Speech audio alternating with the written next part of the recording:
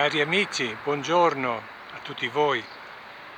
Siamo nel mese di luglio e oggi, che è il giorno 6 luglio, vi voglio offrire ancora una volta qualche cosa di particolare, sempre della nostra bellissima Gemona. Ecco, siamo proprio qui dove vedete quello che rimane della chiesa della Madonna delle Grazie.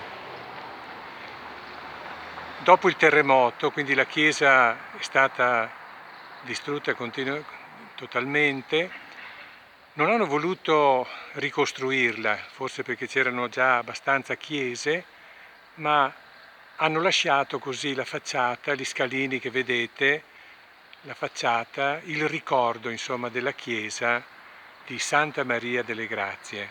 Ebbene, vedete, siamo quindi quasi nel cuore, direi, della Gemona antica, praticamente in piazza Garibaldi. Qui vedete le poste, i bar e poi in alto le montagne. Ecco, sono per così dire entrato nella chiesa, che è rimasta così demolita, diciamo, ma nello stesso tempo anche ricostruita in forma parziale, e a fianco ci sono queste colonne, sono rimaste queste colonne. Ecco, vedete là in fondo lo spazio dove c'era il presbiterio. Adesso vedete anche delle sedie pronte per qualche manifestazione, per qualche intrattenimento. Ecco, quindi anziché come chiesa venne utilizzata come luogo di incontro, di concerti musicali e di altre manifestazioni a livello cittadino. Ed ecco qui il grande spazio per queste belle manifestazioni, circondato da queste case e da questo cielo azzurro.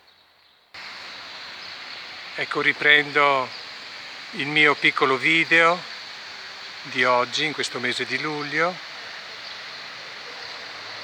e mi sono avvicinato proprio al centro della piazza, dove vedete la fontana, ma anche quel grande schermo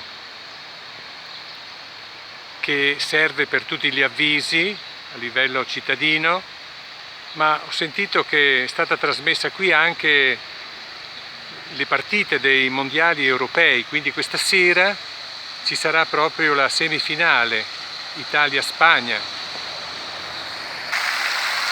e mi sono proprio avvicinato alla fontana, che è stata anche rinnovata, mi sembra molto bella, con questa cascata di acqua, con questi spruzzi di acqua, e poi con la gradinata dell'acqua.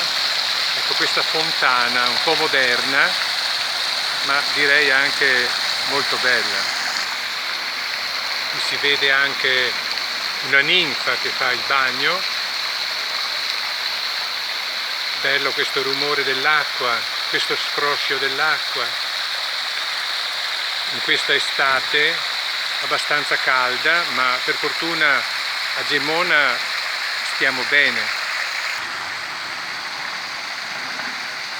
Ed ecco ancora la bellezza di questa fontana, qui proprio al centro, al cuore di Gemona, piazza Garibaldi.